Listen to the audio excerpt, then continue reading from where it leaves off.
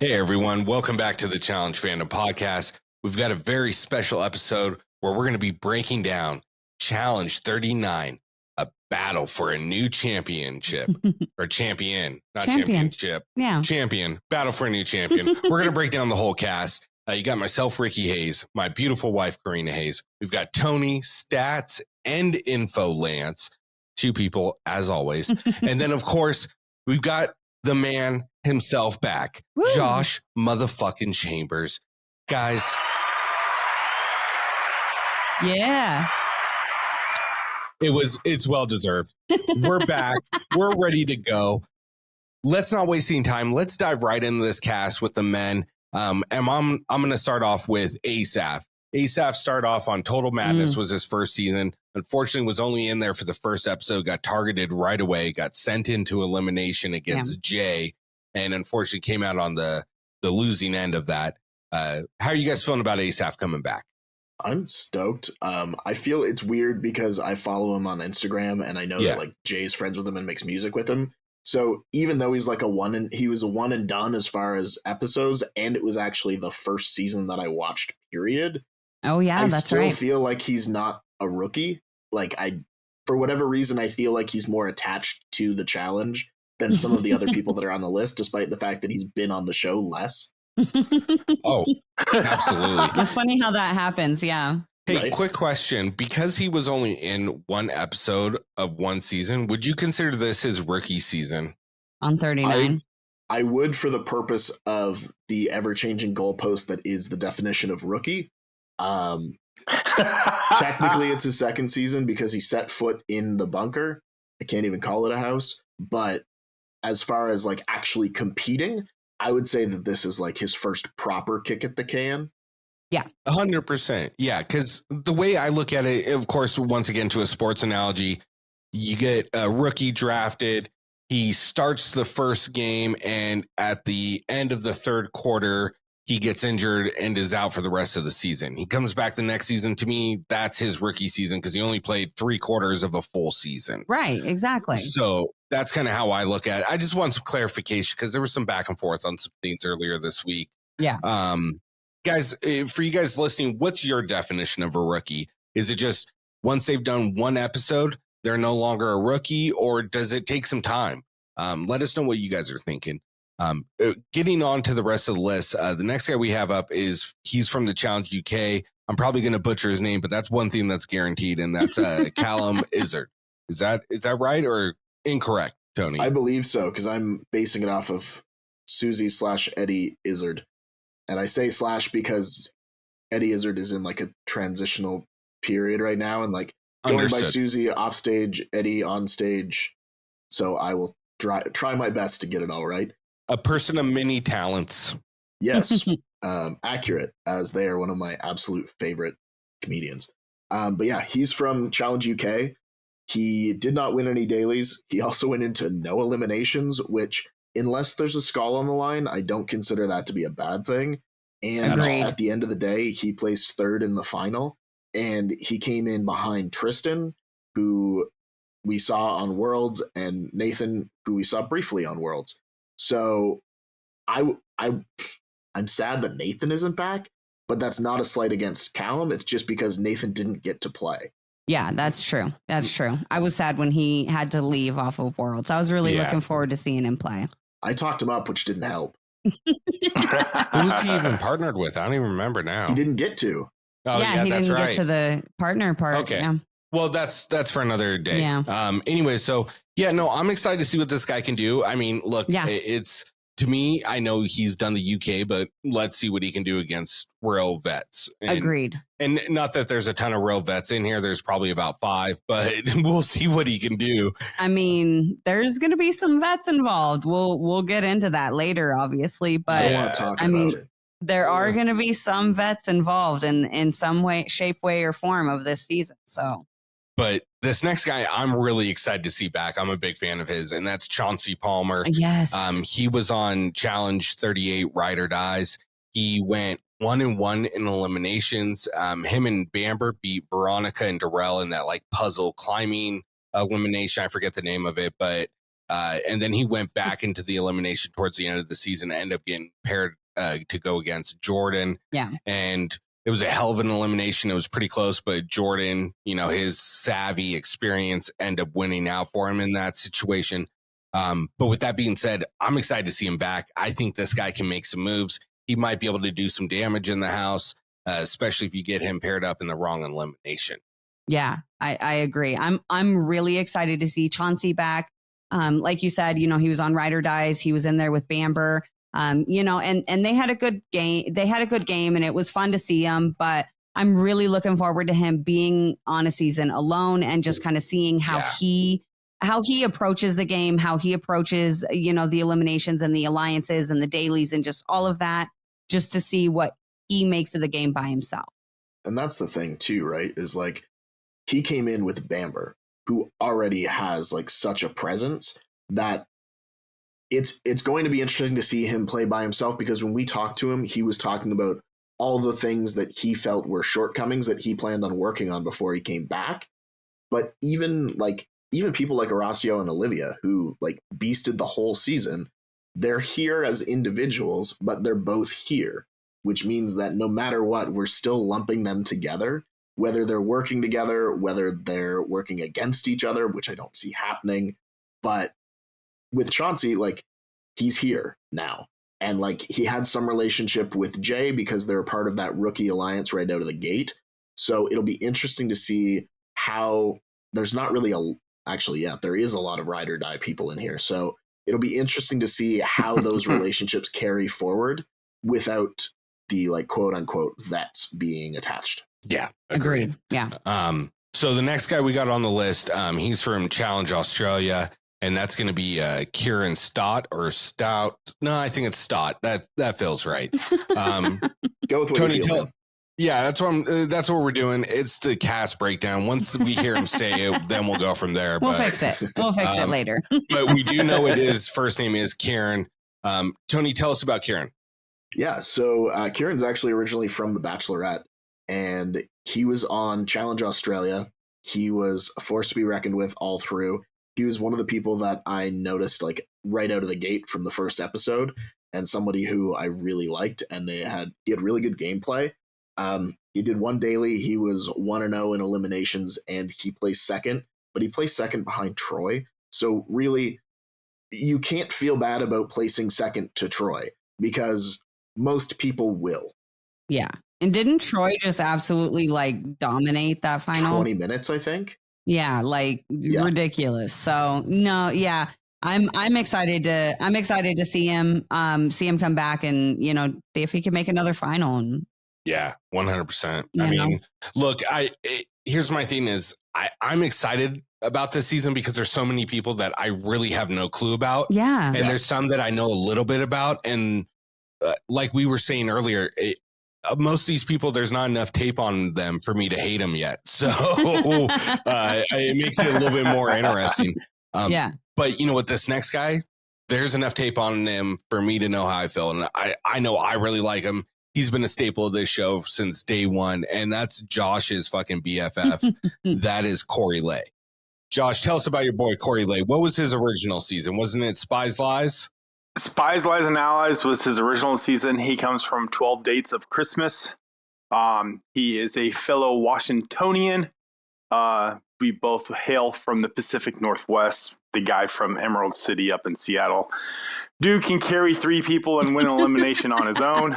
The only thing that can beat him is being a height mismatched with his partner. That was a rough elimination. Yeah, you know what? And yeah, I hold that one a little bit against Michelle because that was her first elimination, her first season. She got really flustered in that. And Corey's not, if I were to knock one thing on Corey's game is from what we've seen on the tapes, he is not really great at calming his partner. Right.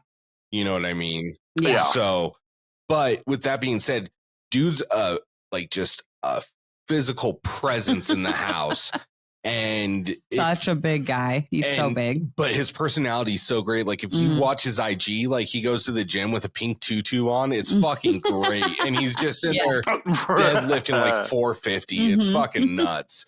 But I'm excited to see him back. especially if this turns out to be an individual season. Ooh. He might be able to do some real damage in this house. I agree. No, I'm really stoked to see Corey lay back. I absolutely loved him on Spies Lies. Yeah. I know he wasn't around super long considering like how long the actual season was. But we've all been asking for him back pretty much since he was eliminated on Spies Lies. So I'm super stoked to see him back. And the fact that it's not going to be like, because there's so many returning players from like Spies Lies and Ride or Dies or whatever. There's not going to be like all these vets in the house. And I know there's vets on the cast list, but don't worry, we'll get to that.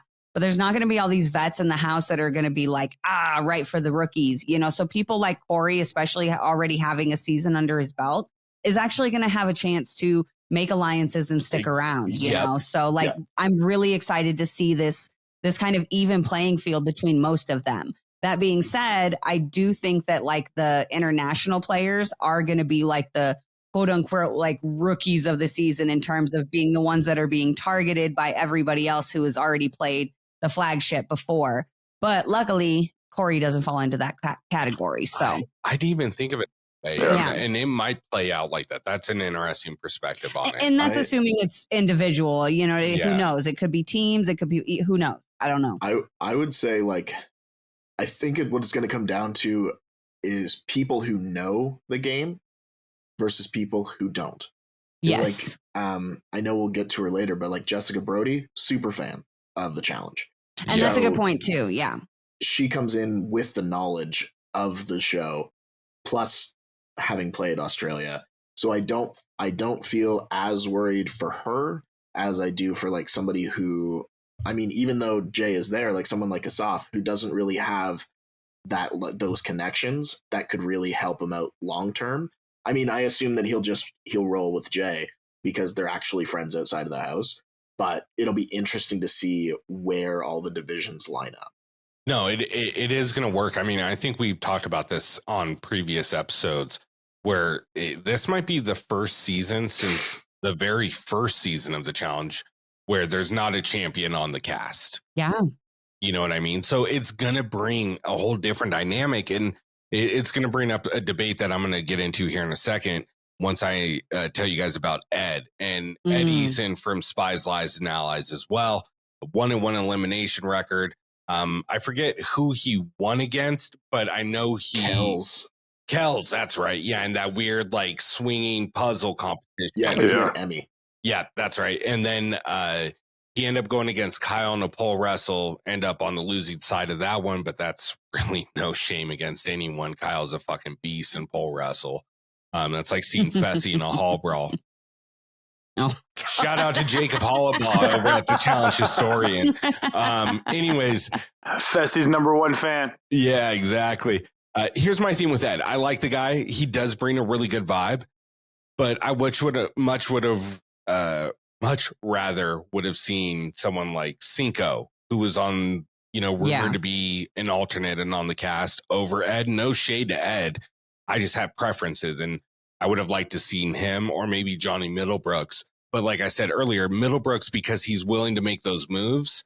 But how does that play into with everyone being kind of like new and not a champion and no real alliances set up already? You know what I mean? Yeah, it would be, I guess at that point, his targets would just be those bigger alliances of people who have played together, and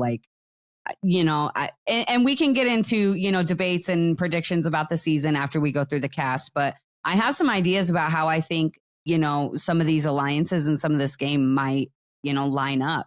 Especially at the start of the game. But let's get through the cast before we start like making predictions and breaking into what we think the season's going to be. Just real quick temperature check with everybody else.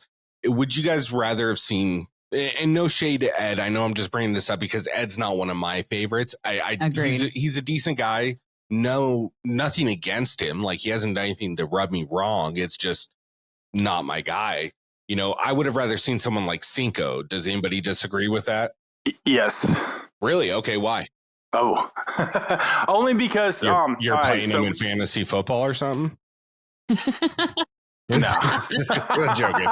Only because we have friends from Netflix's The Circle. Alex Brizard comes from there. Ed comes from there. He's gonna bring the funny, unless he's bringing his mom with him on the challenge. But he's smart. He has a degree. He's built. He's strong. And if you follow him, he could have his own reality TV show. So. Well, look, I mean, his mom was on The Circle too, and I love Alex, but that doesn't mean I want to see her on the challenge. You know what I mean? Like, I'd rather see Alex on the challenge. But Mr. Strategic as fuck himself. I was just going to say, like, I would say as far as someone like Cinco, absolutely, because I feel like we haven't got to properly see Cinco play. And I do know that he's funny because we've talked to him a couple times and he's fucking hilarious.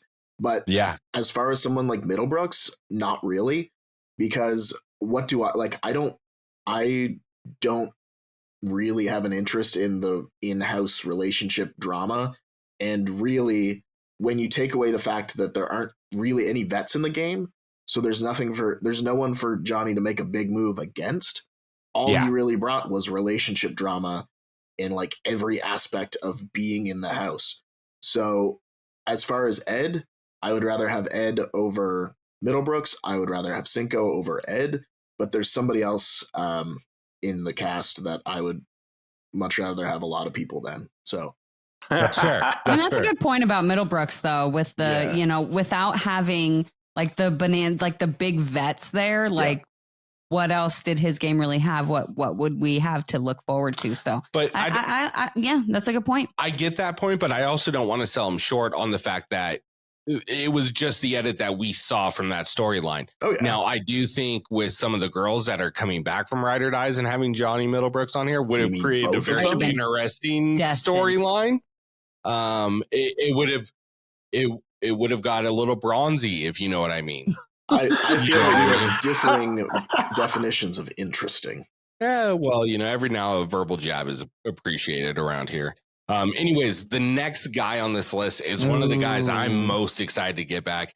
He's all of our guys here. We all dig this guy. We've been talking to him since besties. Just kidding. I'm just kidding. No, he's the shit, man. Yeah, he so cool. Originally was on Survivor Romania. And then he made the transition over to Challenge Spies, Lies, and Allies. Made it all the way through to the last elimination and lost in a puzzle to Devin, which is no shame. But he also did an elimination earlier that night. I forget who he took out in that earlier. Logan, that's right. Yeah. And ended up taking him out. But 1-1 in eliminations, end up winning 6 dailies that season. Was paired up with Casey for a lot of it, and that's, of course, Emmanuel. And, guys, I'm stoked to see Emmanuel come back. Yes. How are you feeling? Freaking finally. Right? Finally. Should have been on Ride or Dies. Yeah, we almost had him and Emmy on Ride or Dies. Whatever happened. We're not even going to get into that. That's a debate for another day. But he is back, and I am so fucking excited to see Emmanuel back. I loved him on Spies, Lies, and Allies. He brought competition. He brought, entertainment. He's funny. He's goofy. He brought relationships. He brought he literally is like one of those. It's just like the whole package. And I am really excited to see him on a season where, he doesn't have, not that he doesn't have any ties, because obviously there's other, players there from Spies, Lies, and Allies, but it's not like he's being brought back on a season with like Tori and, Jordan to like try to make this big, like stupid romance. I'm glad it wasn't that type of situation. You know what I mean? He is on there with Michelle.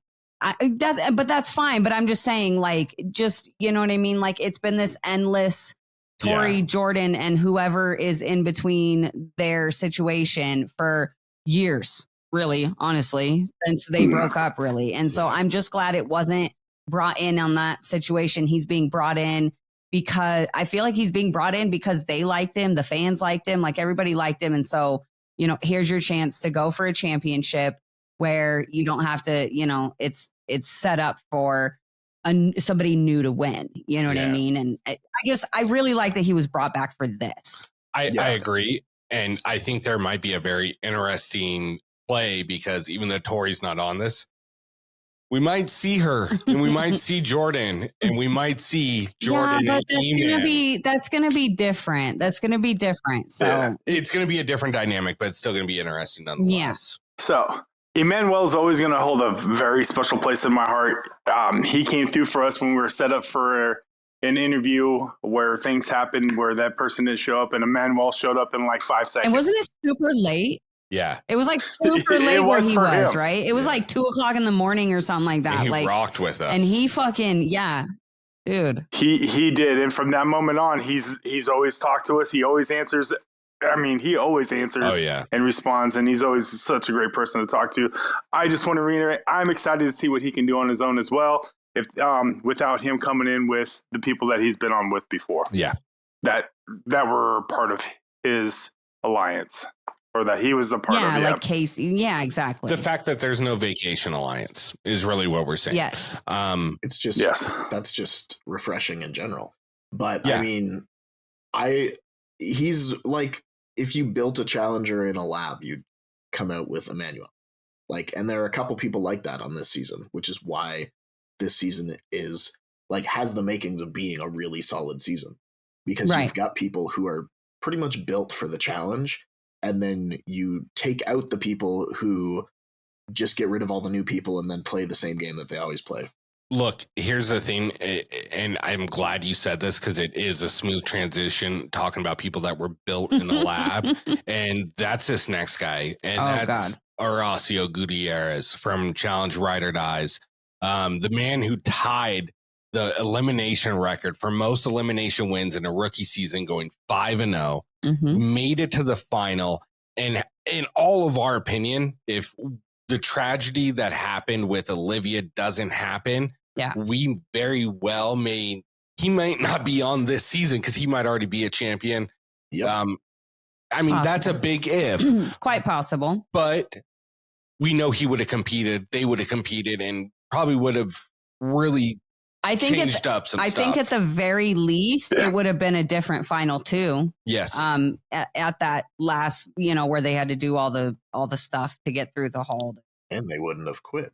So I think, sorry to the YouTube watchers, there's a fuzzy flying around. It was driving me nuts. Anyway, sorry. I think this goes without saying, but not only are we all excited, but I'm pretty sure all of the challenge fandom is excited that Horacio's back. You know what I mean? So yeah, I'm really excited to see Horacio. I think it just goes without saying, like he was so good on Ride or Dies. Yeah. And I know that a lot of people complain that like he was boring and he didn't really have drama and all this stuff, other than like the little weird thing with Laurel and him having a not girlfriend back at home. But I think, like we've said this before, is there's certain people who have certain places on the show, right? There's certain people that get brought on the show purely for entertainment. Yep. And then there's certain people that get brought on the show purely for like competitive. And there's people who get brought on that aren't good at competitive or drama, but they're really good social and political players, And so I think that Horacio is definitely in that category of people who get brought on because they are competitive. They're physical specimens. They're nice to look at, all that kind of fun stuff. Yeah, and so, he is. Ow! I'm just saying, like, that's still one of like our highest viewed videos on Instagram. By you. I was going to say, because Rick keeps opening it. Yeah, it's just on loop in one of my fucking backgrounds. Just whenever I'm having a bad day, I just pop that fucker on. Oh, geez. Just saying, dude. But yeah, so I'm really excited to see him back. And I hope it's an individual game. I would love to be able to see him just show out. Yeah, 100%. Yeah, there is no quit in him. So I'm ready to see what he can do. And no lie, like I will always prefer an individual season to a team or pairs or three or whatever. I am more interested to see what these people can do on their own and the alliances that they make than having the debate constantly of who's getting carried by who. Not that Horacio would get carried by anyone. No. But I mean, he's not even like, I didn't even find him boring. Like, I don't understand the people who said that he was, because I mean, he's got a daily win. He's 5-0 in eliminations. Like, and he was a beast in the final with Olivia right up until the point that they got DQ'd, and then still wanted to compete by himself and do twice the work. So piss off.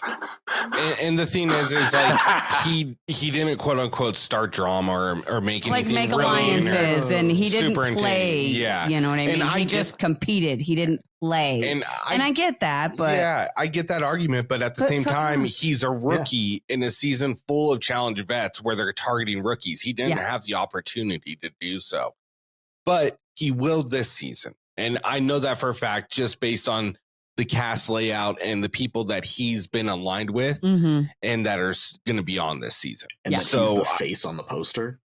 Yeah. I mean, after one season, let's go ahead and give this dude the marquee, which I'm not mad about. Like I said, next guy up, dude, look, like this guy holds a special place with us. He was one of our very first interviews when we were fucking brand new. I mean, nobody knew who we were. And he was like, yeah, I'll come on your podcast. And he was so fun. Oh my God, he's a great guy. He never holds back in his opinion, and that's something I really appreciate. Yes. And we're talking of none other than Huey from Spies, Lies, and Allies. Huey went 1-1 in eliminations. He beat Corey and Michelle when he was partnered with Amber, as we'd referenced earlier. And then he lost to Bamber and Jeremiah in the pole call, like climbing one. Because his Brazil, is that the one where they kissed them? Because of his booty. Yeah, that's the one where they kissed. His booty was too big, so he couldn't get up it. Gotcha. Okay. But look, the highlight of that season, I refuse not to bring it up, is when Ashley kissed him right after he peed. Yes. I will forever bring that up. Yes, People absolutely. don't forget. Yes. No, we will never forget that.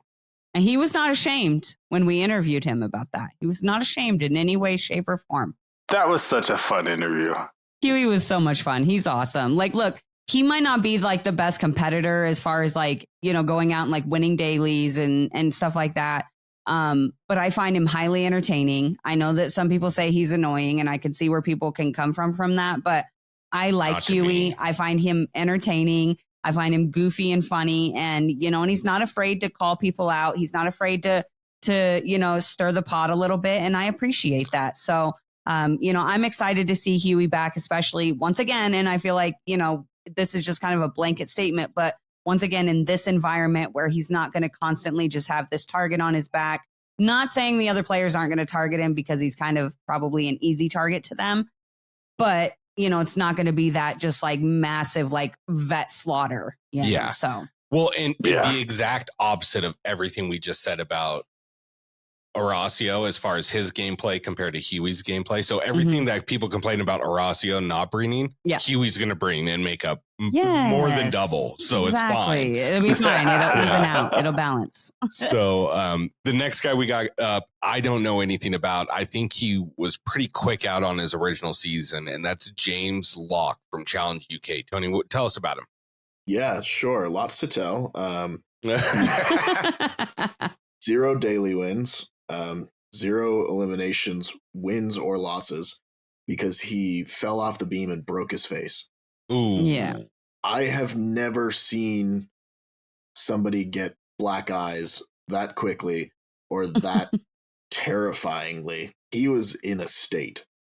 I appreciate that he is going to be back, and I'm choosing my words carefully because at the same time, why? And I mean, like, no disrespect. If he comes back on like a different season as a rookie, like, okay, here's my thing.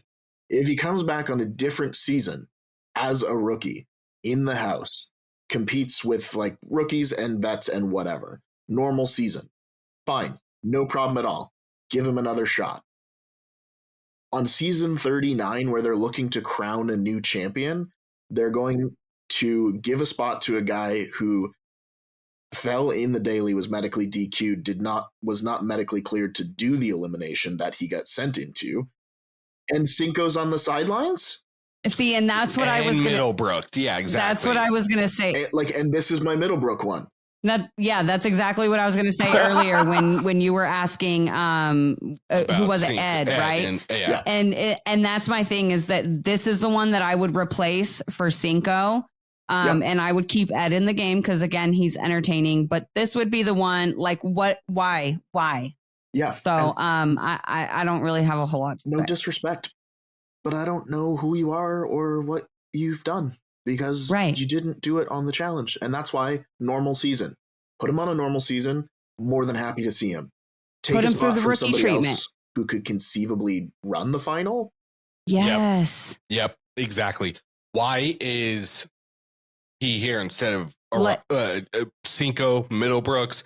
There's so many people. Yep. Even Fessy. Yeah, Fessel. Yep. Fessel. Like, there's so many different people that could have been here. So, like, honestly, the only thing I really have to say about this guy is, like, he better show the fuck out. Look, he better show out on this show, because if he goes out like first or something, like, I'm going to be livid that spot was wasted on him. Can't wait for that recap. When he wins the final and gets crowned the new champion, I will formally apologize for my current statement. Yeah. Until that point, we could have had Cinco. Yeah, unless he goes 3-0 in eliminations, wins 2 dailies, and makes the final, fuck you, give me Cinco. I agree. And not fuck you, James Locke. You seem like a nice guy. Fuck you, the casting department at the challenge. Yeah, and put him on a normal season. Why do you hate us so much? Yeah, you literally could have given us Tony Reigns. You could have given us fucking Leroy. You could have given us a litany of guys who have never won the challenge. Who deserve it. They've got a system going, Rick. It has to rhyme. It's either from Spies, Lies, or Ride or Dies. Those are the ones. If you weren't in one of those 2 seasons, you're not a rookie. Yeah, but those are different. That's the offshoot. But if you're from the main show, you can only be in seasons that rhyme with Spies. I hate this. I like it. Anyways, I didn't make it. I just saw it like 20 minutes ago, and I've been waiting for my moment to bring it up nonchalantly. Well, that's hilarious, actually. Speaking of your moment, this next guy is the only reason that Tony even became a challenge fan. Only reason he's sitting at this round table right now. And that is none other than Jay Starrett. This reason. Right here.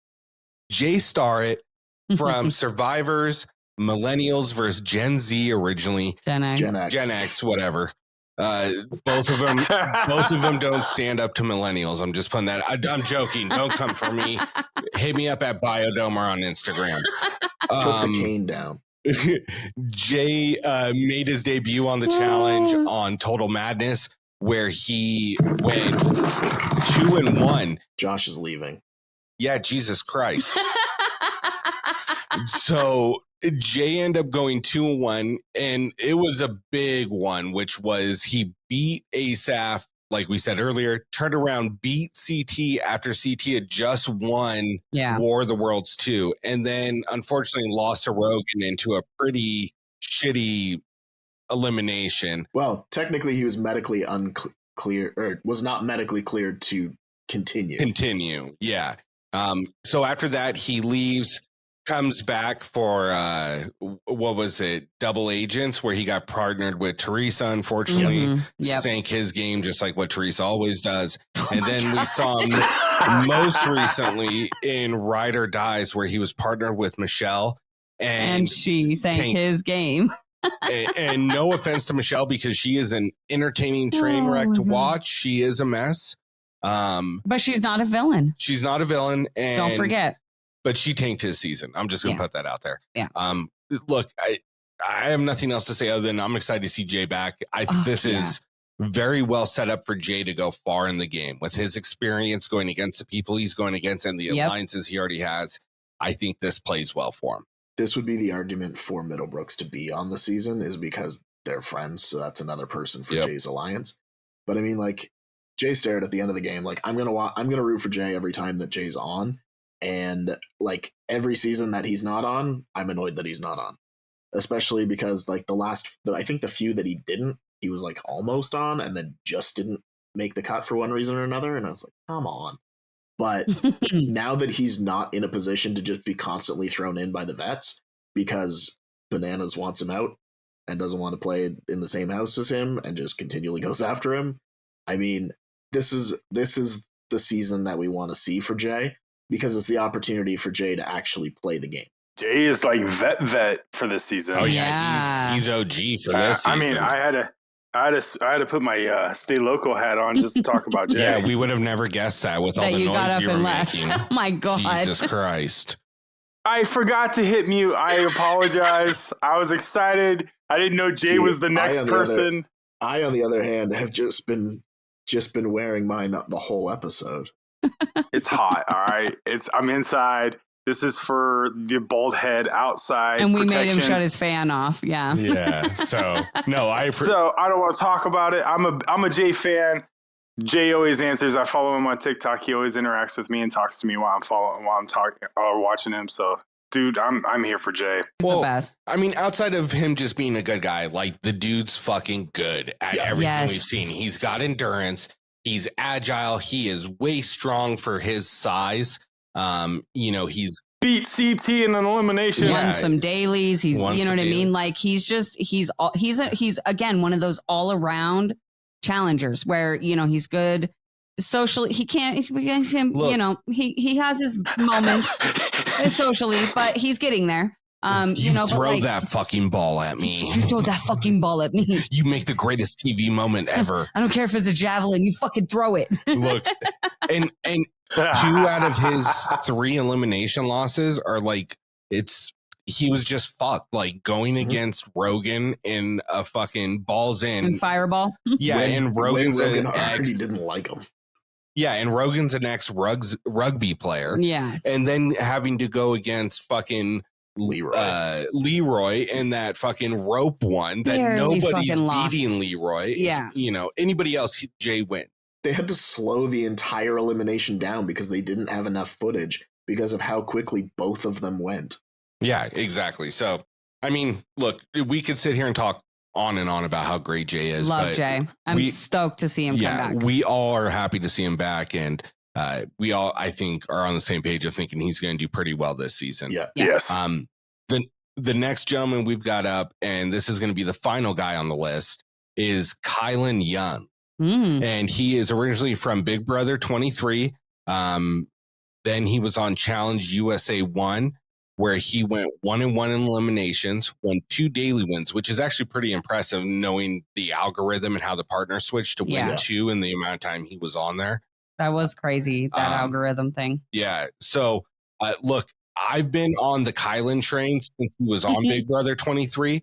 I think he's more tailor-made for the challenge than he is Big Brother. I agree. And I think I hope we get the opportunity to see him showcase his abilities, because I think the guy could do really well in this game if given the opportunity. Yeah, I 100% agree. And we, like you said, we've been saying this since BB23 that, Kylan needed to be on the challenge. And then he showed up on USA 1 and it was like, woohoo. But then it was like everybody else from BB23 was also on USA 1. And a lot of those grudges came over and, and it was kind of the same thing with Xavier. Obviously, he's not on 39, but, it's the kind of same idea with Kylan is it's like, he got targeted and that was the end of that. But so I'm really excited to see him back on. But I feel like it's a little different with this one. Like it's not even the vets that were necessarily holding him back. I'm just glad to see him on without any of his other fellow BB players from BB23. So that'll be really interesting. And I'm excited to see how he stacks up to some of these other guys like Emmanuel, like Corey Lay, like Jay. You know what I mean? It's Horacio. Like it's going to be really interesting. Well, him and Horacio are boys. They train together. Yeah. So it's... I mean, I think he's one of those guys like Horacio that's really made for the challenge. Yeah. Agreed. His one downside that I see is his social game. Yes. Not necessarily his ability to get along, but his strategy and being willing to backstab people if needs be. Yeah. Right. So I feel like when we initially did the cast breakdown for USA 1, that your Kylan was basically my Ben Driebergen. Where like excellent for the show. I didn't really know anything about Kylan. You guys didn't really know much about Ben. and ended up like really liking Kyland on USA. Not enough to go back and watch Big Brother because that's like 1,000,002 episodes a season. And I've like Suri is on right now, and I don't even watch it. I just watch the recaps because I can't do it. But yeah, like I'm stoked that Kyland's on. I'm kind of worried about him because yes, he's got Horacio, which I didn't know until 5 seconds ago, but he also doesn't have Josh and Fessel, who he had initially been like training with and hanging out with a lot and everything like that. So yeah, I'll be interested to see how he does with, I mean, basically the Big Brother alliance in this house is him and Huey. So yeah, may that's need true, to diversify. Well, like I said, he trains with Horacio. Yeah. I know he's met Corey Lay and a few of these other guys just based on going to premieres and shit like that. Like Hearts of Reality and stuff. Yeah, exactly. But it's going to be interesting to see. And, it's something that I was looking forward to him getting his second chance. Just like I've been looking forward to this moment to tell you guys all about Spotify for podcasters.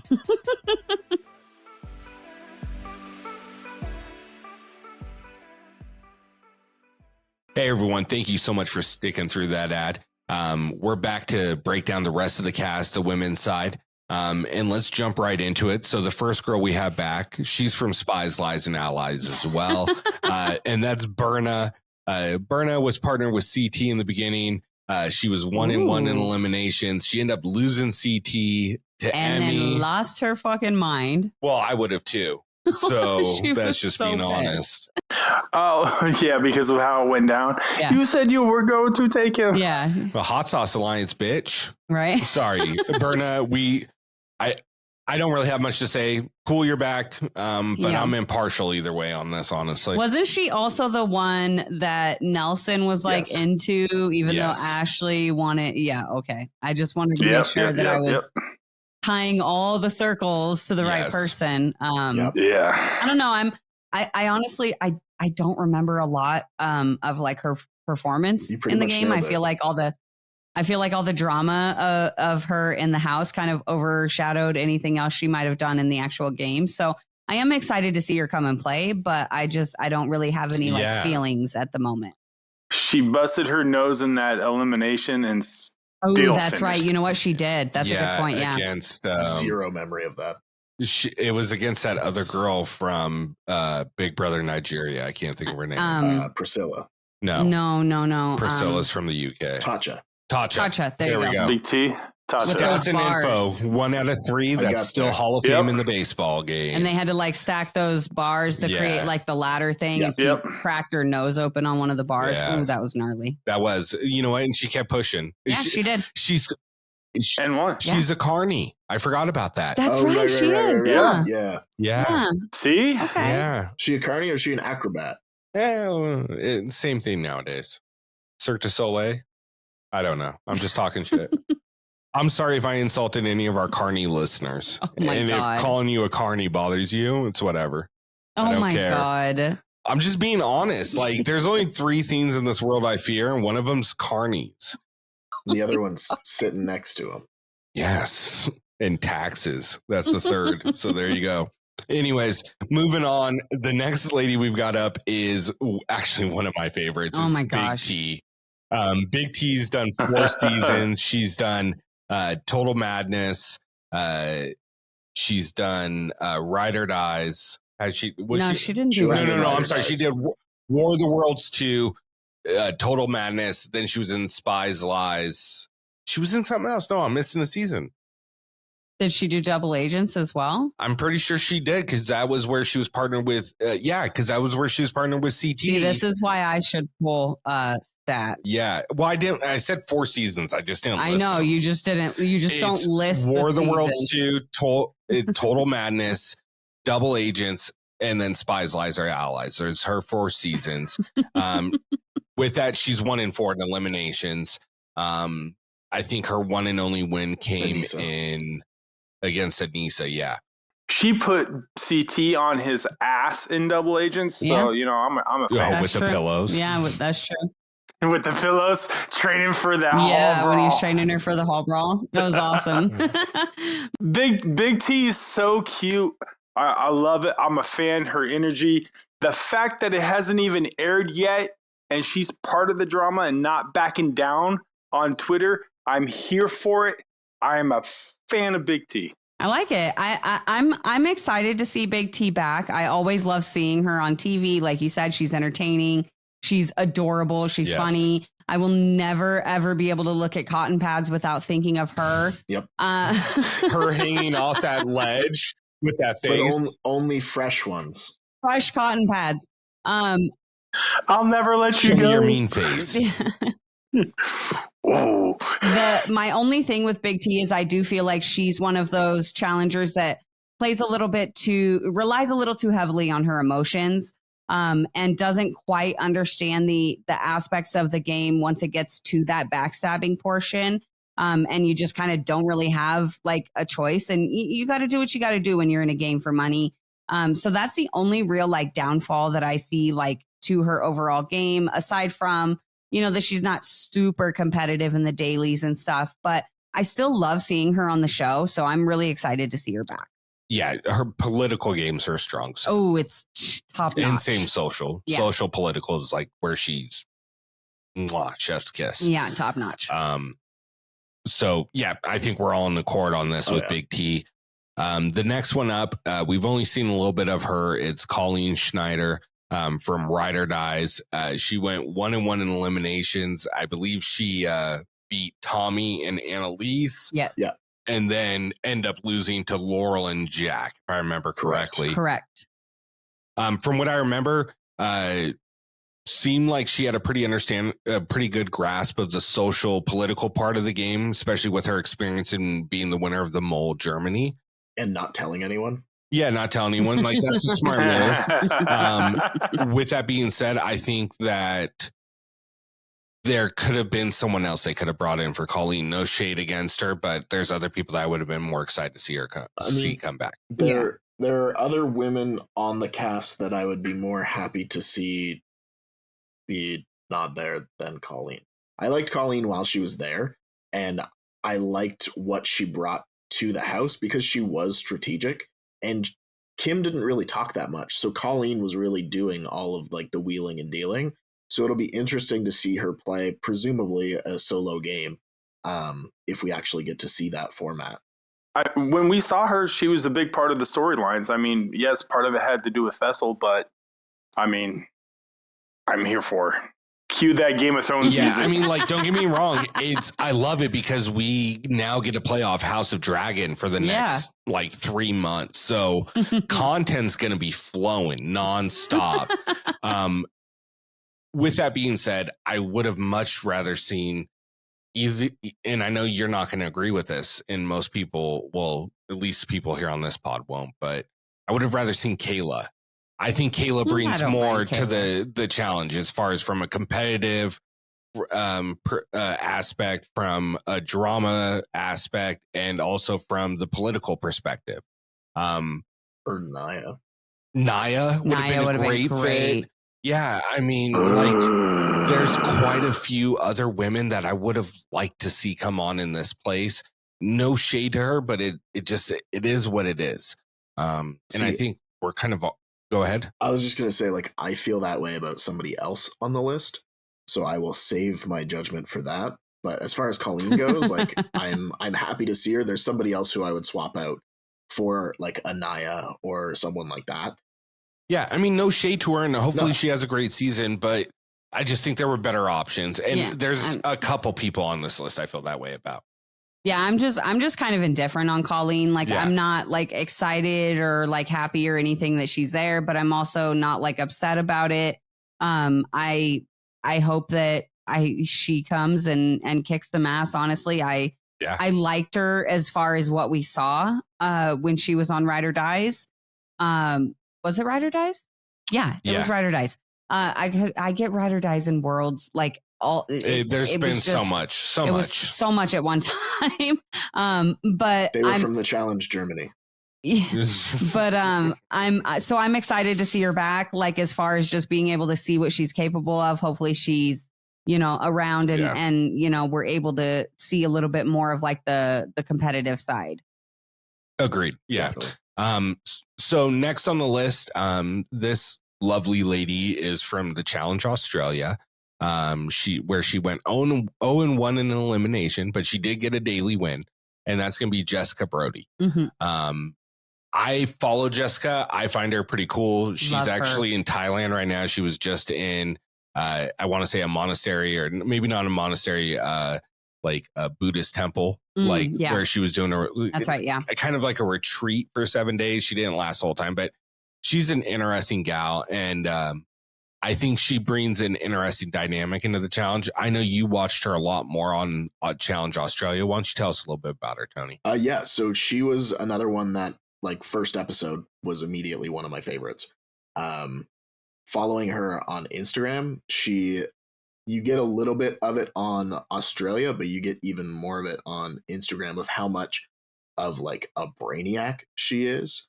Like, she's so smart on like so many different levels about so many different things. Like, if you go and look at just the books that she has read recently, absolutely amazing. And I will point out, she did lose her elimination, but she lost to Grant and Kiki. And it was the spelling Ebe. It was the one with the piling of the tires. Oh, and then, like, that one was so weird. And their tower fell while they were stacking. Where you had to spell it backwards, and that's that how was you like so lost, weird. Like, got tires taken off, and then their tower. Jesus Christ, their tire tower fell, and that caused them to be eliminated. But she's a super fan too of the challenge.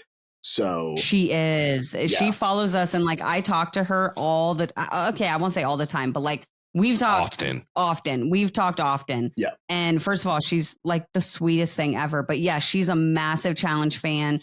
And she knows what she's doing and what she's talking about. So I'm really excited to be able to, like doing the UK and the Australian stuff is one thing, but like, to come onto the flagship and play with people who have played this game before, who have played with the vets before. I'm excited to just kind of see how she works in that type of environment. Yeah. So I'm actually really excited to see Jessica on this season. Yeah, like Australia being a thing, like not the country, but like the Challenge Australia. I am also pro Australia in general. But as far as the Challenge Australia giving us people like Troy and Jessica and like Kieran and people like that, like that's why those shows were, to me, they were important, because I don't know if they call Jessica for the challenge, for the flagship, if she's not on the Challenge Australia. And like that to me would be a travesty, having watched her on Australia and knowing how much of a fan she is of the show and how much she's there to compete. Like, she's one of the ones that I'm the most looking forward to, and I apologize if she gets out first as a result of me rooting for her, because that seems to happen. God damn it, Tony, you cursed her. I hope that she does terribly, so that means that she'll do well. So a little foreshadowing that Tony gave you earlier, because we're the Challenge Fandom podcast, and we try to do that here as well. We try to uphold the standard that the challenge sets as far as foreshadowing. That's what we're here Hold for. Up the tradition. So, and I believe that's who this next lady is, the one he's not too excited about, and that would be, even as much fun as it is to say her name, Pahui Jimenez from Challenge Argentina and World Championship. She was 0-1 eliminations, and that's all I know about her. She was partnered with Nelson, and they were out pretty quick. She was 0-2 in eliminations between the two. And I mean, obviously, because she didn't win, and that's the only way you would not be 0-2 in 2 seasons. She's lovely. She's absolutely lovely. She's full of energy. She's super positive. But Naya is also here and hasn't won a final. There's a lot of people who haven't won a final who, I mean, again, she doesn't fall in. That's what happened, is she's not in one of the rhyming seasons, so they couldn't bring Naya on. But there's got to be somebody else from one of the rhyming seasons that could take that spot. And she could absolutely do awesome. And I'm 100% on board with that. It's just a matter of like, we all struggle. because we're looking at a season that's designed for a non-winner to become a winner, but then they're not bringing on some of the people that we've been waiting to get a win for so long. Yes. Exactly. And that's what it is. No shade to anybody. And that's it. It's like, it's not that I don't like these people. It's because most of them I don't have an opinion on because they haven't been on long enough. Right.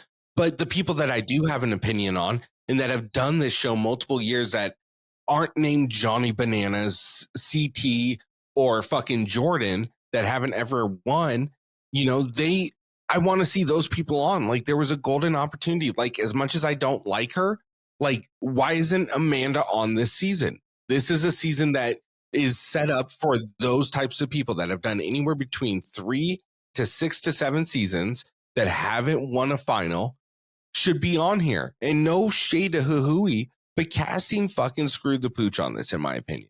Yeah. Where's Tina? She's not a champion. She could have been awesome on this season. You've also got people like Anissa who haven't won a final yet. And this is a season of all non-winners. And they like bringing Anissa back. So there's a lot of people that they could have brought back. I mean, I'm not going to complain. We said between 3 and 7 seasons, not 3 and 20. Well, I mean, yeah. And I love Anissa. Yeah, I was gonna say I love Anissa, but I'm not quite ready to complain that she's not on this, along with like Nani. I was not lodging a complaint. I was merely stating a fact. But I do see your point though, like that, there was a lot of other options. Yeah, and that's my thing is like majority of the Lavender ladies haven't won. Majority of fucking TYB hasn't won. Like, like you could have brought Corey. You couldn't have brought Nelson, unfortunately. Hunter's won. They've sort of screwed themselves over with USA 2. The way that it landed is because there's so many people that could win, but also would be amazing for this format, but they're running the final. And I feel bad for Michelle because she got called while she was on USA 2 to do 39. So they clearly didn't have high hopes of her winning. Well, and that's the thing is like, and I know I keep going back to Kayla because it's just a lack of better idea, but like Jenna is a prime example of someone who this season's made for. She probably would have said no, though. She probably would have. And she may have. Yeah. Newborn. Yeah. But, like Jenna's one that comes to mind. Nicole Z is one that comes to mind right away. Yeah. Cam. Fucking Cam's pregnant, but yeah. But at the time, I don't know exactly That's when true. it happened. It was filmed quite a while ago. But like there is like a lot of different people that they missed the mark on. No offense to Huhui, but it's just what happened. Yeah. One person that they didn't miss the mark on is who you just brought up, and that's Michelle Fitzgerald. And she's going to be on here as well. This is her. She's done 3 seasons. She's done Spies, Lies, and Allies. She's done Ride or Dies and Challenge USA 2. Yeah. So I'm excited to see her. I love the tweet she put out a couple weeks ago that are like haters that are glad that I'm gone. I'll see you in 2 weeks on 39, bitches. So I'm excited to see her back on. I think I'm speaking for everybody in the room when I say that she's a beautiful train wreck to watch happen. Yeah, I was gonna say I'm excited for her, if for nothing else than just to see what, like you said, train wreck is perfect. Just what the train wreck's gonna look like this season. And I hate to just like assume that of her. She could come on and she could play a really super clean, great game. But I just don't see it. So I'm excited to see what train wreck she causes this season. I'm excited to see if she can find her way out of it and end up making it to a final. Like there's just so many different things I'm really excited about. Yeah, exactly. Tony, are you still there? Yeah, we lost Tony. We lost Tony. Okay. Well, with Michelle coming back on and Jay also being on, I'm excited to see how this alliance is going to go and how big it's going to get and see how they're going to work together or not work together, depending on how their last season went together. So I'm here for that dynamic. That's going to be interesting. Well, yeah. And here's the thing with Michelle this season is she is paired up with a lot of these women. Like she's worked with Mariah. She's worked with Nerys. She worked with Olivia. Mm-hmm. She worked with Raven. Like they were all part of that little rookie alliance that was happening in the beginning of Ride or Dies. And then she's got, like you said, the connection to Jay on the other side of the house. And then but that's the thing though, is that this is also potentially what causes her issues. You know what I mean? Because like one of Michelle's biggest issues with her gameplay is that she's friends with too many people, and then it comes time to, she's got too many promises and too many friends everywhere, and that's what screws her. So like she's gonna have to pick early and figure out what kind of game she wants to play and who she wants to play with. Otherwise, she's gonna put herself in the exact same position she had herself in USA 2, and she's gonna find herself getting booted right the fuck out again. Well, we talked about this earlier today. We had this conversation, which is Michelle needs to play Leroy's game from Double Agents. Mm-hmm. Once she figures out how to be that ruthless person without it, like basically incriminating herself in doing it, she'll have a much better chance of making those last 3 episodes to that final. Agreed. And then once she gets to the final, I mean, from what we've seen, her endurance isn't horrible. Her puzzles isn't horrible. I wouldn't say she's the best at it, but she's also not the worst I've ever seen. She's got a legitimate chance, and I've seen weirder shit happen. True. Absolutely. Well, I mean, like, it wasn't until, and sorry, my internet died for it. No some worries. Reason, so I don't know what you were saying. So I'm going to pretend that this is an original thought, if it has already been said. But it wasn't until her elimination on Spies Lies that she'd actually been eliminated from reality television. She made it to the final and won Survivor Co-Wrong. She made it to the final and placed 3rd on Winners at War, which means she played a game of Survivor against all former winners of Survivor and still made it to Final Tribal Council, and it wasn't until the challenge that she actually got eliminated. I think it was like 109 days or something like that. And outside of Spies Lies, she's made it pretty far in each season. She's made it to at least almost a halfway mark. At least a halfway, yeah, exactly. You know, and even Spies Lies, it was at least the 4th or 5th episode before she went out. So, and it was a big deal because that was, like you said, her first time ever getting eliminated from reality TV. Yeah. Anyways, so yeah, we're all excited to see her back. Just like this next girl, I know I'm really excited to see her back. She's one of those girls that, you know, you underestimate because she's a small, petite girl, but the fight this girl has in her is second to none, and that's Melissa Reeves. Ooh. She's done 3 seasons. She did Vendettas, or no, not Vendettas. She did. I'm losing it. Final Reckoning. Yes. I don't know. She's done 3 seasons. I'm sorry, guys. I can't think of it off top. I thought I had it. Karina's pulling it up right now for us because she's a fucking angel. Jesus. Vendettas, Final Reckoning, and Total Madness. In Total Madness, she made the final. Yeah, and that was the season she was pregnant, wasn't it? Yes, and she's got... Yeah, she got medically DQ, from the final, or like she... And I mean, I don't know if she got medically DQ. I don't think she would have won that final, but she would have placed second for sure. Yeah. Well, yeah. I agree. I mean, Jenny West. Yeah, so and that's why. She wasn't winning. Yeah, I agree. Yeah. But no, I'm really excited to see Melissa back. I've been wanting to see her back for a while. You know, totally get, like, you know, obviously that's, like we said, that's why she left Total Madness in the final. Ended up finding out she was pregnant, and, you know, she's been raising her little daughter. You know, so I totally get why she hasn't come back until now, but I'm stoked to see her come back. I fucking love Melissa.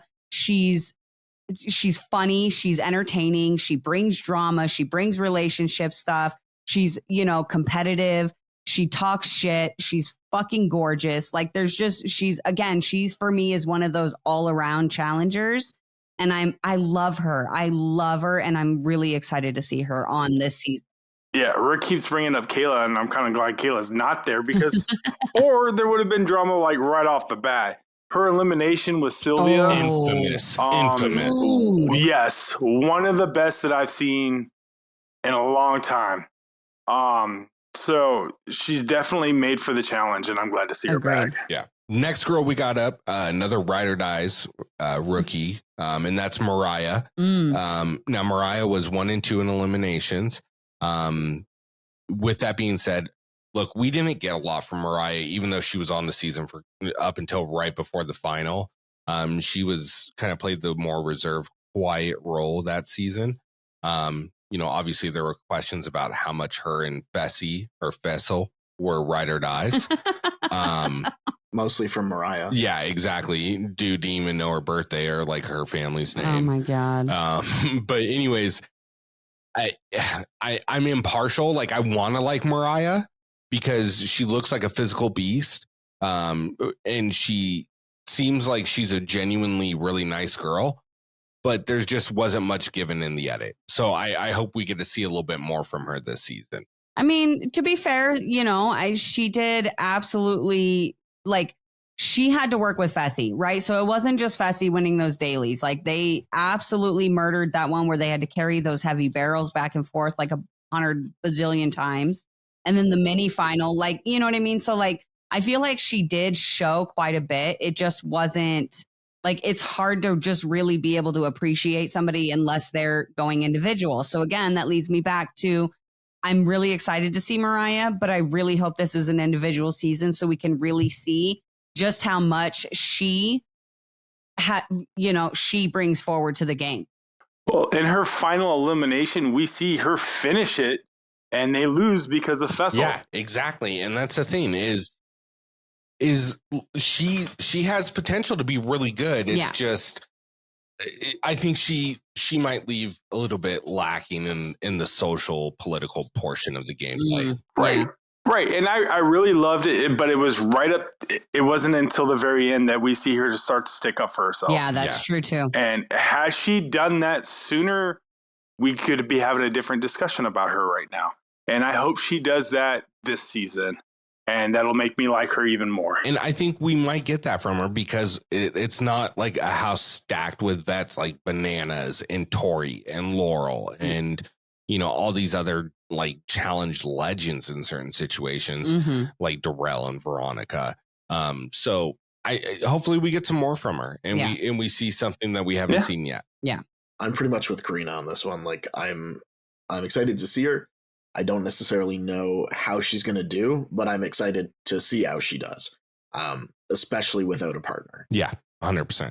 Now, this next girl, though, is one of my personal favorites. Like, to me, if you were going to ask me who is going to be the face of the challenge over the next 10 years, I think this woman has a real shot at it. She's incredibly intelligent, great at puzzles, has the endurance to go forever. She helped break one of the longest streaks known to the challenge, which was Nelson's span of not winning dailies. I think it got up into the 50s. It was 54, I think. Yeah. 54 dailies. Yeah, 54, yeah, and then helped him win two in the same season in Ride or Dies. And that's Nerys Mateo. And she was unfortunately only 0-1 in eliminations. The elimination wasn't really set up to something that would be she'd be strong suited for. But look, in my personal opinion, I think this girl is the total package for what you want to see in a challenger and a reality TV star. So I'm stoked that she decided to come back and that they wanted to bring her back because I think this is a season that could really show what she's got and how good she could be, especially if it's an individual one. Right. Definitely. I'm excited to see Nerys. I'm not as big of a fan as you are. Yeah.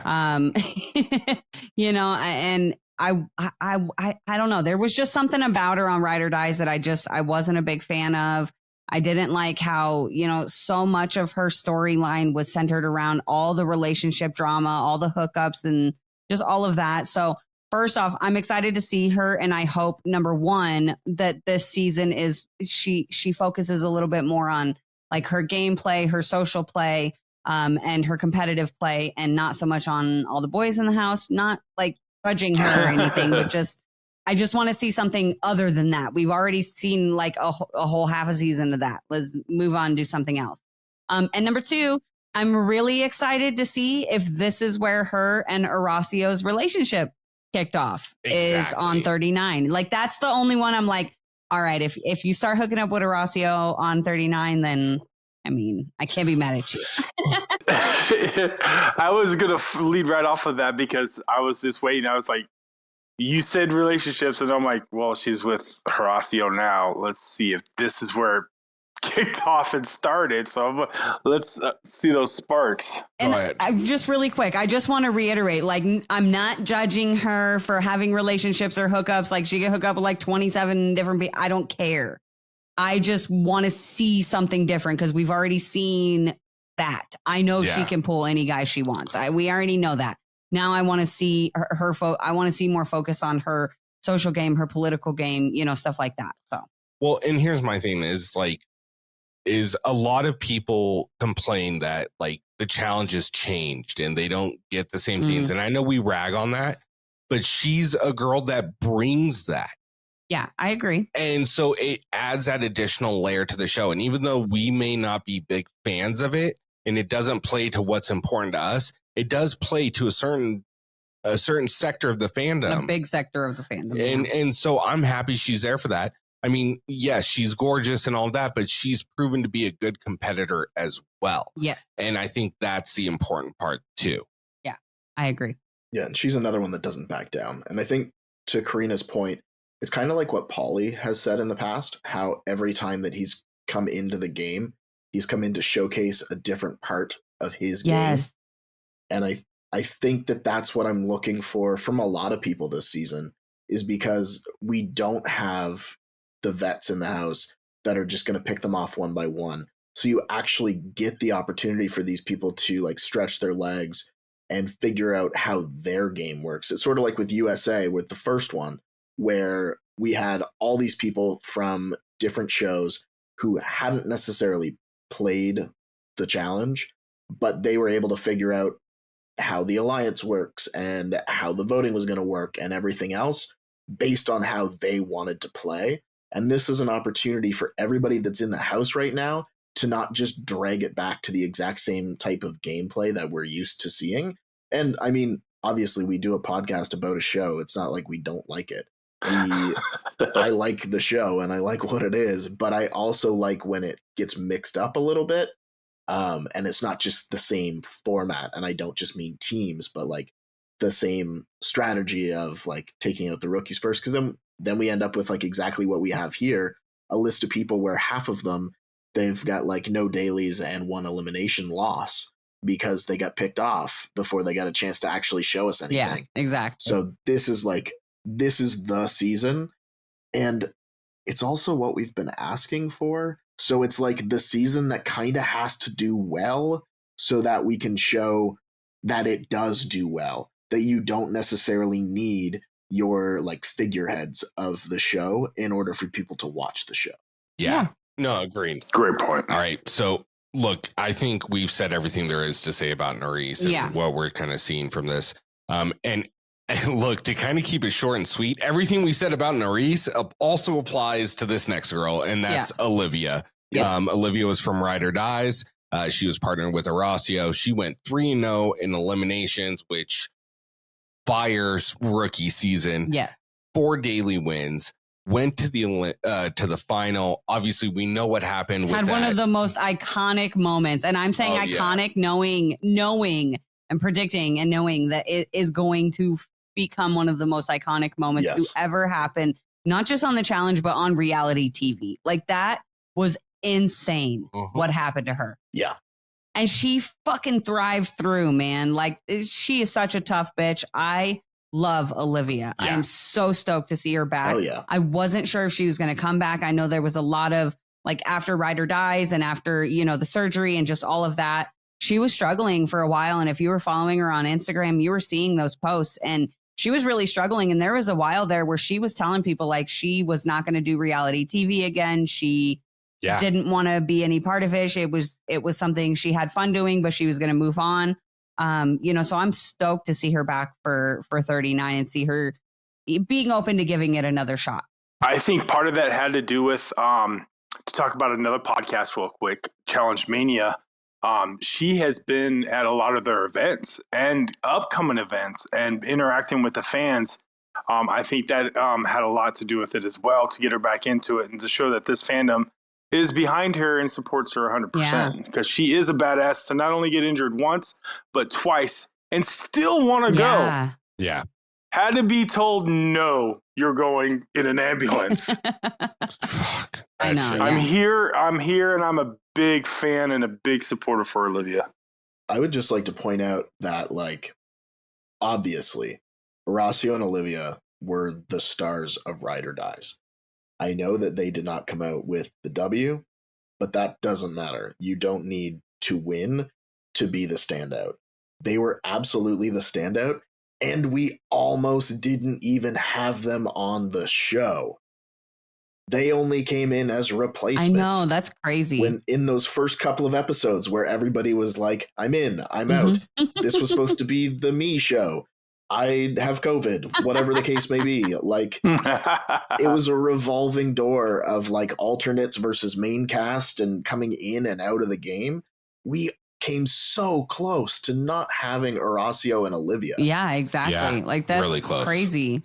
Bonkers. Yeah, it's happenstance. And you know what? Thank God that girl quit on Nom and left, because otherwise we wouldn't have had them. Yeah. With that being said, another one we had from Ride or Dies, and the next woman on this cast is Raven Rochelle. Like I said, with Ride or Dies, she was partnered with a person we mentioned quite a bit so far, Johnny Middlebrooks. She went 0-1 in eliminations, ran into Horacio and Olivia in a fucking modified hall brawl. Lost her shoes. Double decker. Fucked up her whole foot.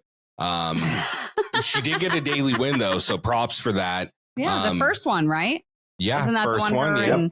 Yep. Middlebrooks won. Oh my god! Look, once again, she kind of falls into the situation where I'm impartial, and cool, she's here, glad she's back, but would have rather seen someone else. I agree. Yeah. I mean, I'm gonna have to give her the nod because she was on my fantasy draft, so I'm on board with her coming back. Again, I don't really know what she's capable of. I'm interested to see her play. I'm super interested to see her play without Middlebrooks. Yes, that's a good point. It would have been a great dynamic, though. Such a good dynamic. Yeah. Like Nerys, Raven, and Middlebrooks, and now throw in Horacio with knowing what we know now. Yeah. It would have been interesting. Mm-hmm. I will defer to my earlier statement of your definition of interesting versus mine, sir. Well, tomato. Anyways, go ahead. She's not necessarily somebody that like I know a lot about. Interested to see what she can do. Happy she's there. I would have been just as fine with her being on like a normal season versus like this particular season where we're so hard up for spots. But I'm also not mad about it. Yeah. Exactly. I mean, look, the one thing I do know about her that I probably shouldn't is that some of her privates are apparently made out of bronze. So they drip bronze. Oh, that's better. Anyways, next lady on the cast is actually someone I'm excited about. I caught a little bit of her on Challenge UK, but where she really stood out for me was on World Championship being partnered with Wes. And that's, of course, Zara Zoffany. She is made it to the final in the UK, came in second to Kaz. And then in World Championship was on a hell of a run with Wes until he made a blunder in his strategy on a daily competition. Look, we all thought that they were kind of shoo-ins for the finals. Yeah. You know what I mean? So I'm excited to see how she's going to do coming into this house with this cast. I do have a feeling like when you brought this up earlier, Tony, that this could play a role with these people from the international versions becoming like quote unquote rookies this season. So, but still excited to see her back and see what she can do. I think she could become a mainstay.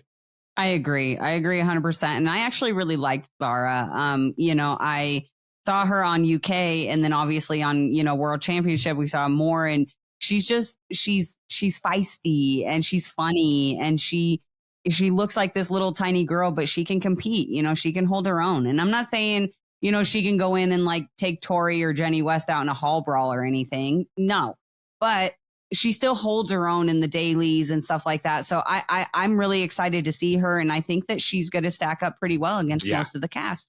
I think so too. Like she's a more petite lady, but she's tall. She can fucking run. She's quick and she's a fucking fighter. Yeah, exactly. Yeah. I mean, she was partnered with Wes. So your first season coming in partnered with Vet, you're going to learn a lot.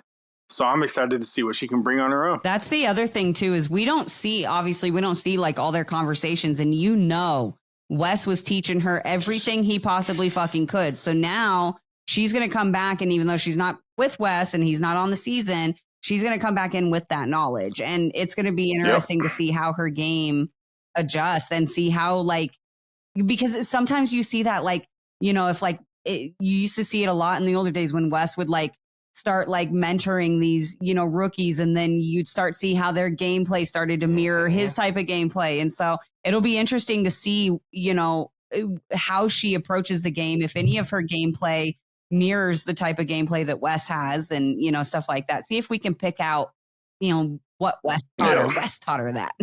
You know, or whatever. That's a Wes move. That's a Wes move, obviously. Yeah. She's thinking like Wes now.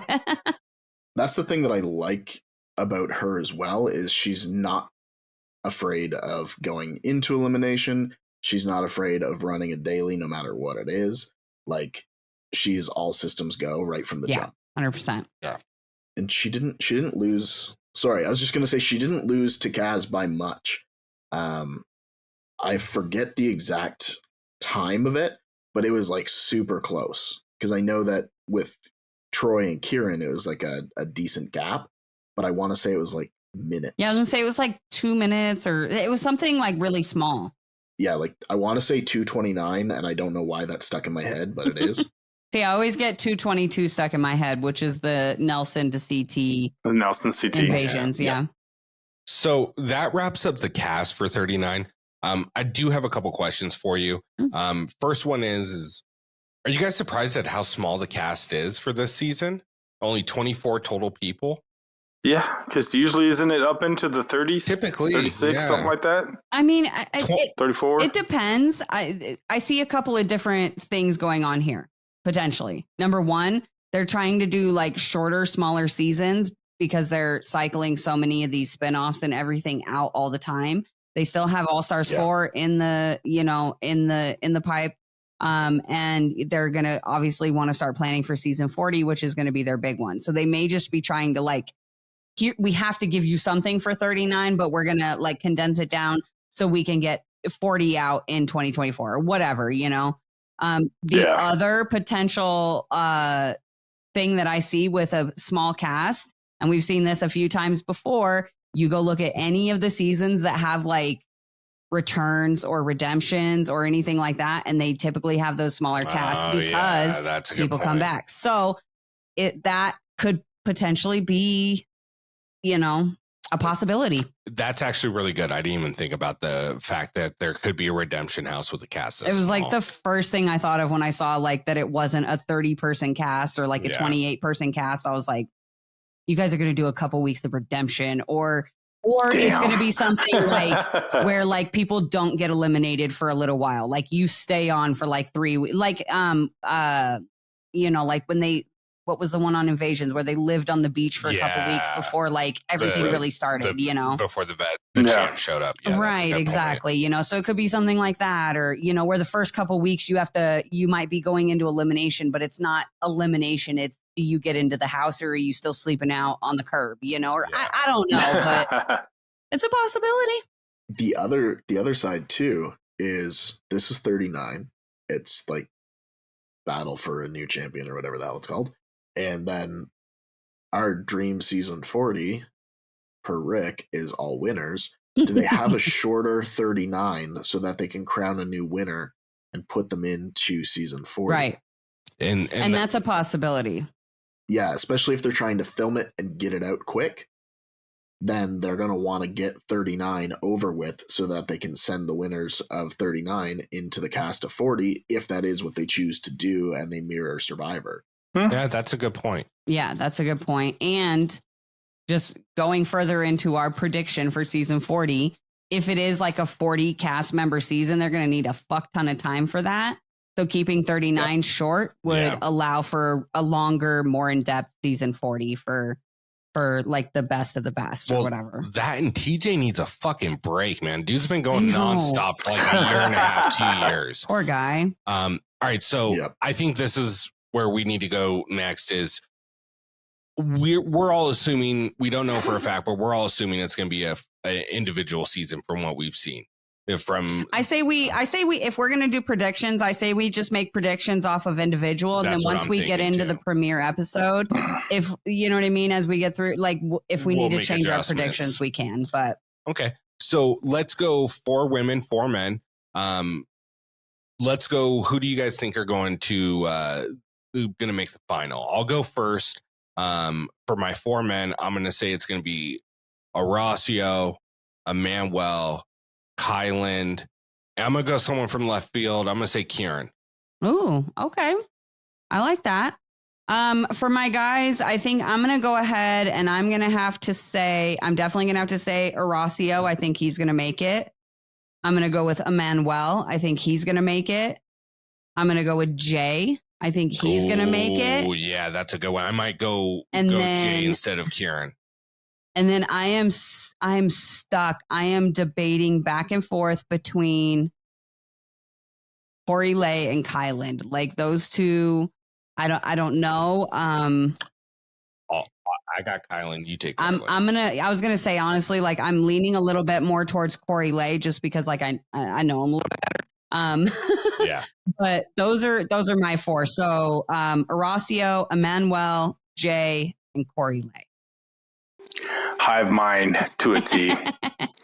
I mean, seriously, it was like if she was going to say Kylan, the only thing I was going to change is Corey. So it's Corey, Jay, Horacio, and Emmanuel. Yeah. And how sick of a final would that be? Oh my God. Dirty. Tony, who you got?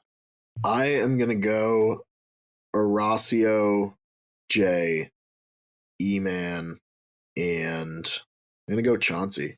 Ooh, there you go. I like nice. it. Yeah, I like that. Yeah, that's a nice line. All right, so we hive minded 3 out of the 4. We're all thinking Horacio, E-Man, and sorry, I just lost it. Jay. Yeah, because I'm getting rid of Kieran for Jay. Are you okay? Yeah. Okay, for the women, I'm gonna go Olivia, Nerese. I feel like Melissa and Zara. Yeah, actually, I'm going to hive mind with you on that. You said Olivia, Nerese, Melissa, and Zara, right? Yep. Yeah, that's who I was thinking too. So I'm gonna hive mind with you now, I think. Gross. Samesies, except for I'm going to take away Melissa and add in Mariah. Oh, okay. Okay. That's interesting. Yeah. Yeah, absolutely. That. Who you got, Tony? I think he's got Huhui as his main. For sure. I'm reading his mind. He's got Huhui as his pick. Totally. Yeah. Yep, exactly. Jessica, and then Olivia, Melissa, and Zara. I like it. So we're all on the Olivia and Zara train. Yeah. Zara. Yeah. And Melissa. No, Josh hopped off Melissa. Josh is being okay. All right. Well, here we've narrowed it down to our final 4. Let's go winners. Who do you think wins this, men's and women? You asking me first? Let's go Tony first. I mean, it's really hard to not give it to Olivia and Horacio, so I will. But I'm giving Jay a second place finish on this. Okay. Yeah. Sorry, I'll just hop in and echo that. I think that this is perfectly set up for Horacio and Olivia to take the win. But right behind that, I think it's also a really great setup for Jay and for Nerese. Yep. So like those are the where I'm like, I don't really know. But my overall pick is Horacio and Olivia. Corey Lay and Olivia. I'm going to switch it up. I'm going to say Nerese. Do I want to say Jay or E-Man? Coin flip. I'm going to say E-Man. That's why I think it's probably going to be Jay, but I think E-Man. I think this is going to be an interesting season. One thing, though, we saved for all of you guys, though, is the best for the last. The part you guys are so excited for, but just to make it 100% clear, if for anybody who hasn't put the pieces together yet, yes, there are champion veterans, and veterans I'm saying very lightly because there is somebody who technically we'll get into not. It. Anyway, there are champion veteran mercenaries. They were listed as part of the cast. That's just marketing. That's just trying to get y'all excited and everybody fell for it. But they are not actually on the cast. They are going to be elimination mercenaries. And did you want to go ahead and tell them who's on here? I'll take the women and I'll let you take the men. Okay. All right. So for the women, I'm going to not go in alphabetical order. I'm going to go in the order that you guys are going to probably want to hear. So first up, and probably the most controversial for the women champ mercenaries, is Kaz from World Championship. Mm-hmm. Does she belong as a champ? Yes, absolutely. She's won. Mm-hmm. Is she who I would have picked to represent in this situation? No, I would have took Jenny West. Yeah. And that's just me and my bias, but that's no shade at Kaz. I think she's more than proven herself. I just think this was a perfect opportunity to bring in Jenny West. After that, we've got Casey, Tori, and for those people that can't wait for All Stars 4, Cara Maria is showing up for at least one elimination or something. And then, of course, the GOAT, Laurel. So yeah, I'm excited to see how this is going to go. From what we've seen in the previews, it goes, if you want to be a champ, you got to beat a champ. So that's what we're assuming it's going to be, the elimination mercenaries. And they're not going to be able to go into the game like how Hunter and Ashley did in final we bracketing. Don't think so anyway. Yeah, I don't think it's going to happen. But yeah. We also didn't think that they'd split up the ride or dies and ride or dies. But I mean, to be fair, I did because of bloodlines, but yeah, that is true. With that being said, once again, we've saving the best for last in this situation. Why don't you go ahead and tell them about the men that are coming in? All right. So first off, we have Brad coming in, which is going to be fucking awesome. I always love seeing Brad come to compete, especially in elimination. Yep, with the crazy eyes and everything. That beard, though, that's like, ooh. So we've got, after Brad, we've got Devin, Darrell, Jordan, and the fucking man himself, Mr. Chris Tamburello, a.k.a. CT. He is coming, and he is going to do an elimination mercenary again. Repeat cutthroat. Let's fucking go. I am ready. He's about to smash some fucking heads and eat it. I wish I had the pew, pew, pew, pew. You know, like, I don't know. We should get his audio, though, like a couple of his clips and someone else's. So when that comes up, smash heads and eat it. Smash heads and eat it. We should. I should load up. You're smart. I should load this up with stuff like that. That's Look, smart. This forehead ain't this big for no reason. Because I can always use this one up here for like clapping and laughing and stuff. All that stuff. So, guys, that is the lineup for 39. We're excited to see how it's all going to play out. I think that pretty much wraps up this episode for us. Yeah. You guys have any closing thoughts or anything last you want to get out before we wrap this? I don't want to end it on a negative, so I won't comment on the mercenaries. And I will just say I am looking forward to the cast and how they perform. I am happy that they are just in the elimination process and not in the season. So, but I am also happy. I personally am happy that they are in the elimination process. Yeah, so am I. And look, any opportunity to get to see Cara, Laurel, or CT and Jordan in elimination, I will forever take that. Because how many times have we talked about, this is the kind of shit you want to see them do? So we will debate it more as we get into the season, because I think feelings might change depending on what we see. And it's hard to predict the future. Yeah. You know what I mean? I reserve judgment until I actually see how they're being used. I don't like what's in my head, but that doesn't mean that that's how it's actually going to play out. 100%. Dude, Twitter has made me so ready for this season. It's hard to wait. I'm excited. So I can't wait. I'm here for it. Don't have to wait long. It's coming up October 25th. Yeah, it's in like 2 weeks, like less than 2 weeks. We're going to continue this no break. Yep, exactly. We're going to run them back to back. But no, I'm really excited for 39, and we want to know what you guys out there listening, watching. We want to know what you guys think. So, if you're watching on YouTube, let us know in the comments. If you're, listening on Spotify, come join us on Instagram. Come find us in the Facebook groups or find our Facebook page. But let us know what you think. Are you excited for 39? Who do you think, is looking good for the season? Are you liking the champion mercenary idea? as far as what we're predicting it's going to be, as far as, you know, them having to go against them in eliminations. You know, just let us know your thoughts on that. And yeah, make sure you guys keep an eye out for our premiere episode 439, because we are going to have a special guest. I'm not going to drop the name just in case something happens.